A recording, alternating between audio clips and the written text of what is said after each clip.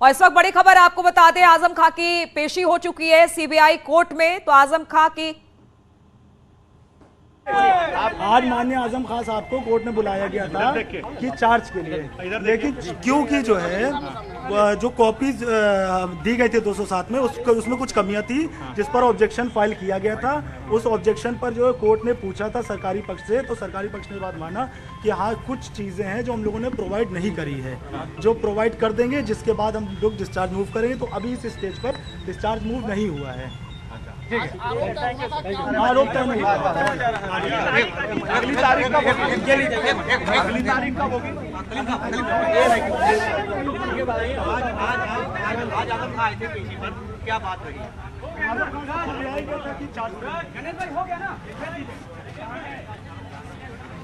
तो हम आपको बता दें कि आज आजम खां पर आरोप तय नहीं हुए हैं। उनके वकील बता रहे थे कि किस तरह से कुछ खामियां थी, उसी खामियां को दुरुस्त करने के लिए कोर्ट ने कहा है। इसलिए आज जो चार्जेस फ्रेम होने थे पूरे मामले को लेकर, वो चार्जेस फ्रेम नहीं हो पाए हैं आजम खां के ऊपर, यानी कि चार्ज फ्रेम नहीं हो पाया है सुनवाई के दौरान, ये वकील बताते हुए उनके।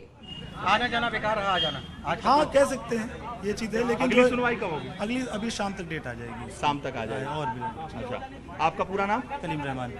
कलीम रहमान जी, आप आजम खां के वकील हैं? उनके जो साथ में हम लोग हैं सब। अच्छा, कई लोग हैं। पूरी टीम के ऊपर? हाँ हाँ पूरी टीम। ठीक है, बहुत थैंक यू। ठीक, सिंगल कर लेंगे यार भाई, एक सिंगल प्लीज। तो आजम पर आज आरोप तय नहीं हुआ। सीबीआई कोर्ट में उनकी पेशी होनी थी, सुबह सीतापुर जेल से निकले थे, कोर्ट में पेशी हुई उनकी, लेकिन बताया जा रहा है जिस चार्ज को आज फ्रेम करना था, यानी चार्जेस फ्रेम होने थे उन पे, वो नहीं हो पाया है। कुछ तकनीकी खामी रह गई थी कागज में। कहा यह जा रहा है कि कुछ खामियों को देखते हुए कोर्ट ने यह कहा कि इस खामी को दुरुस्त कर लिया जाए, उसके बाद चार्जेस आजम खान पर फ्रेम किए जाएंगे।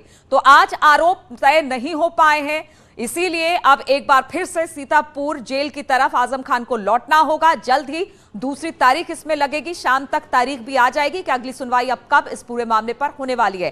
तो आजम खां पर आज आरोप तय नहीं हुए हैं, कुछ खामियां रह गई थी पेपर वर्क में, जिसकी वजह से कोर्ट ने कहा कि पहले इसे दुरुस्त किया जाए, उसके बाद ही आरोप फ्रेम किए जाएंगे, चार्जेस फ्रेम किए जाएंगे। इसी पर बातचीत करने के लिए ऋषभ हमारे साथ जुड़ गए। ऋषभ, और क्या जानकारी इसको लेकर, क्योंकि कहा जा रहा है कुछ खामियां, कुछ त्रुटि थी कागज में, जिसके बाद कोर्ट ने कहा कि अब अभी चार्जेस फ्रेम नहीं होंगे, बाद में इसको देखा जाएगा। बिल्कुल, देखिए इसमें चार्जशीट दाखिल हो चुकी थी आजम खान के खिलाफ, उनको चार्जशीट की कॉपी दी जा चुकी थी, चार्जशीट पर संज्ञान लिया जा चुका था। आज चार्जेस फ्रेम होने थे आजम खान पर, आज आरोप तय होने थे, लेकिन आजम खान के वकीलों की ओर से तमाम आपत्तियां आज पेश की गई। ये कहा गया है कि जो चार्जशीट और मुकदमों के FIR और जो तमाम दस्तावेज हमें सौंपे गए, उसमें कुछ जरूरी दस्तावेजों की मांग की आजम खान के वकीलों ने, जिसके ऊपर कोर्ट ने यह कहा है कि नहीं, बिल्कुल आपको वो सारी कॉपीज मुहैया कराई जाएंगी। जब ये कॉपीज आजम के वकीलों को मुहैया करा दी जाएंगी, उसके बाद ये जुडिशियल प्रोसेस आगे बढ़ेगी। ये माना जा रहा है शाम तक इस मामले में अगली तारीख पड़ सकती है। जो हमारी आजम खान के वकीलों से बात हुई, उनका भी ये कहना है कि इसमें FSL रिपोर्ट की इन्होंने मांग की थी, हमें FSL रिपोर्ट मिलनी चाहिए थी कि जिस एजेंसी का चयन किया गया था एग्जामिनेशन को कंडक्ट कराने के लिए जल निगम में भर्तियों को लेकर के, आखिरकार जो FSL रिपोर्ट लगाई गई है, जिस FSL रिपोर्ट के आधार पर यह दावा किया गया है कि वो एजेंसी की भूमिका उसमें गड़बड़ थी और उसमें आजम खान और उनके तमाम सहयोगियों की भूमिका गड़बड़ थी, उस रिपोर्ट की हमें कॉपी चाहिए। अब जब ये CFSL की रिपोर्ट मिल जाएगी आजम खान के पक्ष को, उनके वकीलों को, तब आगे की कार्रवाई बढ़ेगी। आज चार्जेस फ्रेम होने थे, आज आरोप तय किए जाने थे, लेकिन कोर्ट में आजम खान के वकीलों की ओर से जो मांग कर दी गई, उसकी वजह से आज चार्जेस फ्रेम नहीं हो पाए। अब जब ये दस्तावेज मुहैया करा दिए जाएंगे आजम खान के वकीलों को, उसके बाद इसकी जुडिशियल प्रोसीडिंग आगे बढ़ेगी। ठीक है, एक बार ऋषभ जरा जल निगम का ये पूरा मामला बता दीजिए जिस पर आजम खान को आज सीबीआई कोर्ट में पेश किया गया था, जरा हमारे दर्शकों को ये पूरा मामला समझाइए। देखिए, अखिलेश यादव की सरकार के दौरान ये जल निगम में 1300 पदों पर भर्तियां की गई थी और उसमें घोटाले का आरोप लगा था। जब 2017 में योगी आदित्यनाथ की सरकार आई थी और योगी आदित्यनाथ की सरकार ने एक SIT फ्रेम की थी और उसको इस पूरे घपले घोटाले की जांच का आदेश दे दिया था। SIT ने जांच की थी और ये पाया कि भर्तियों में गड़बड़ी की गई। 1300 भर्तियों में नियम कायदे कानूनों को ताक पे रखकर भर्तियां की गई थी। जो एक ब्लैक लिस्टेड कंपनी थी उसको इस पूरी भर्ती की जिम्मेदारी दे दी गई थी। उसमें आजम खान को आरोपी बनाया गया था। एसआईटी ने एक एफआईआर दर्ज कराई थी। एफआईआर दर्ज कराई गई जिसके बाद आजम खान की गिरफ्तारी इस मामले में हुई थी। एसआईटी ने इस मामले में चार्जशीट आजम खान के खिलाफ फ्रेम की थी। हालांकि इस मामले में हाई कोर्ट से जमानत मिल चुकी है। हमारे साथ आजम खान के वकील हैं। आज कोर्ट में क्या हुआ बता देंगे। आज कोर्ट में हुआ ये कि चार्ज की स्टेज पर लगा था मुकदमा, तो कोर्ट ने बुलाया था कि आप इसमें डिस्चार्ज मूव कर दें, लेकिन चूंकि चार्ज की स्टेज पर जो 207 की कंप्लायंस करी थी, कुछ कॉपीज दी थी, उसमें हम लोगों को ऑब्जेक्शन था। उस ऑब्जेक्शन में कुछ डॉक्यूमेंट थे जो स्टेट ने नहीं प्रोवाइड करे थे, उस डॉक्यूमेंट को लेकर ऑब्जेक्शन था। कोर्ट ने क्वायरी करी थी और जिसको जो है माना था कि जो स्टेट के काउंसिल ने कि हाँ हमने जो है कुछ जिसका मैं यहाँ नहीं जिक्र करना चाहता, कुछ डॉक्यूमेंट हैं जो प्रोवाइड नहीं हो पाए, तो ये हुआ जो प्रोवाइड कर दे फिर अगली तारीख पर जो है तो ये मान लिया जाए आपकी ओर से डिस्चार्ज अर्जी फाइल की जाएगी। अब जब देंगे फिर उसको देखा जाएगा, उस पर गौर करा जाएगा। जाहिर सी बात है डिस्चार्ज तो मूव की जाएगी। क्या एफएसएल रिपोर्ट आज दाखिल हुई थी? नहीं हुई थी, इसी वही कॉपी नहीं मिल पाई थी। तो आप देख सकते हैं आजम खान के वकील हैं, उनका भी ये कहना है कि एफएसएल रोड जो बहुत अहम रोल है इस पूरे मामले में, वो एफएसएल रिपोर्ट जो थी वो आजम खान के वकीलों को उनके पक्ष को नहीं मिल पाई थी। यही ठीक है ऋषभ, अब जल्दी से ये बता दीजिए क्या आजम खान अब निकल चुके हैं सीतापुर जेल के लिए कि आप परिसर में ही अभी इस वक्त?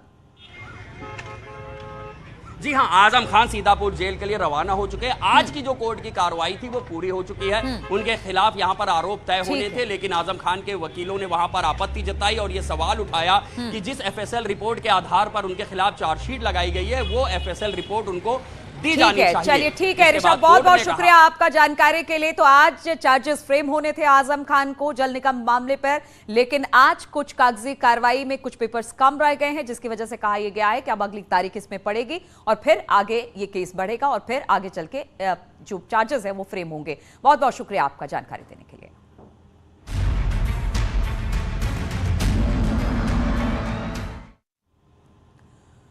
तो ज्ञान वापी पर आज फाइनल फैसला आ जाएगा। जी हां, वाराणसी के ज्ञान वापी मस्जिद श्रृंगार गौरी मंदिर मामले में आपसे थोड़ी देर के बाद कोर्ट का फैसला सुनाया जाएगा।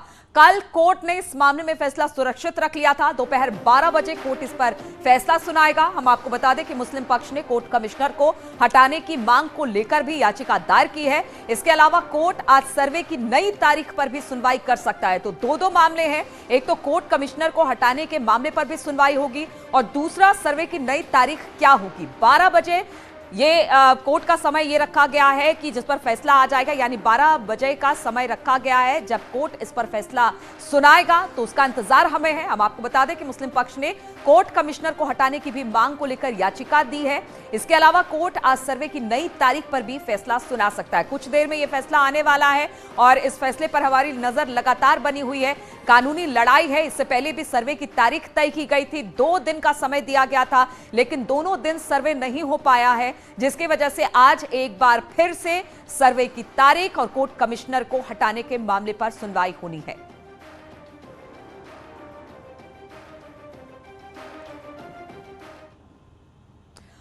और इसी मामले पर बातचीत करने के लिए हमारे साथ तमाम मेहमान जुड़ गए हैं। कृष्ण मोहन पांडे, प्रवक्ता बीजेपी, हमारे साथ होंगे, इस चर्चा में जुड़ेंगे। जावेद अहमद, नेता एसपी, आचार्य एचएस रावत, हिंदू धर्मगुरु होंगे। फाजिल अहमद, मुस्लिम स्कॉलर, भी हमारे साथ जुड़ेंगे। लेकिन सबसे पहले उपेंद्र के पास चलते हैं। उपेंद्र, आज एक बार फिर से 2 मामले, एक तो कोर्ट कमिश्नर को बदलने की पर सुनवाई होनी है और दूसरा कि आज सर्वे की तारीख पर एक बार फिर से ये बताया जाएगा कि कब आगे सर्वे की तारीख पड़ने वाली है। कितने बजे यह सुनवाई शुरू हो जाएगी? देखिए 12 बजे फैसला आने की उम्मीद है और मैं आपको तस्वीर दिखा रहा हूं। कोर्ट के अंदर भले ही अधिवक्ताओं में ज़हर हो, लेकिन मैं इस वक्त जहां खड़ा हूं तो मंदिर पक्ष से भी और मस्जिद पक्ष से दोनों तरफ से अधिवक्ता हैं। पहले हम मंदिर पक्ष से ही मदन मोहन जी का ले लेते हैं। ये देखिए कोर्ट के बाहर की तस्वीर है। तो क्या आप कितना उत्साहित हैं, पहले तो आपसे जान जाएंगे मंदिर पक्ष। निसंदेह हम आशान्वित हैं, इस सांस्कृतिक न्याय की लड़ाई में जीतेंगे, महादेव की कृपा हमें प्राप्त होगी। तो 12 बजे आपको लगता है दोनों मसलों पर फैसला आ जाएगा, एक कोर्ट कमिश्नर को लेकर और अंदर सर्वे को लेकर? ये न्यायालय का विषय है, ये उन्हें तय करना है। इस विषय पर हम कोई भविष्यवाणी नहीं कर सकते। बिल्कुल, हमारे साथ आप देखिए मस्जिद पक्ष से भी अधिवक्ता हैं। कोर्ट के बाहर तो आप लोग सब साथ हैं, तो अब आज कोर्ट में किसके फेवर में फैसला आएगा? देखिए कोर्ट का मामला होता है, कोर्ट क्या आदेश करती है वो आने के बाद ही निश्चित किया जा सकता है, पहले से उस पर संभावना नहीं। किन मुद्दों पे आज आप लोग लगता है क्या आपके दो मसले फंसे हैं, एक तो कोर्ट कमिश्नर को लेकर और एक जो परिसर के अंदर से यानी कि तहखाने के पास जो बैरिकेटर के अंदर जाने की बात है। एक तहखाने के अंदर बैरिकेटर जाने की बात है, कमिश्नर महोदय अंदर जाएं और वो करे, कमीशन कार्रवाई करे, और दूसरा जो है वो बदलने के लिए है, कोर्ट कमिश्नर जो है उनको बदलने के लिए तो ये कराना है।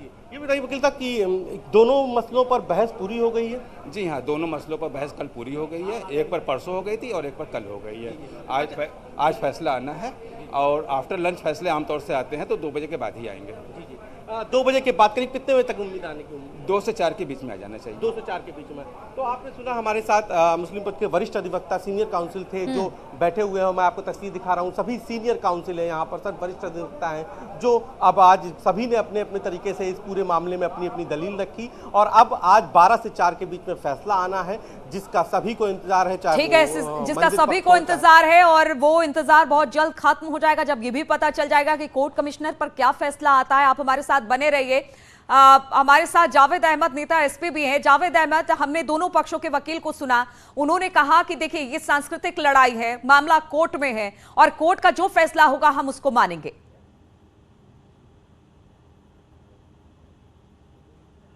का सम्मान या उसका विरोध कोई नहीं कर सकता है।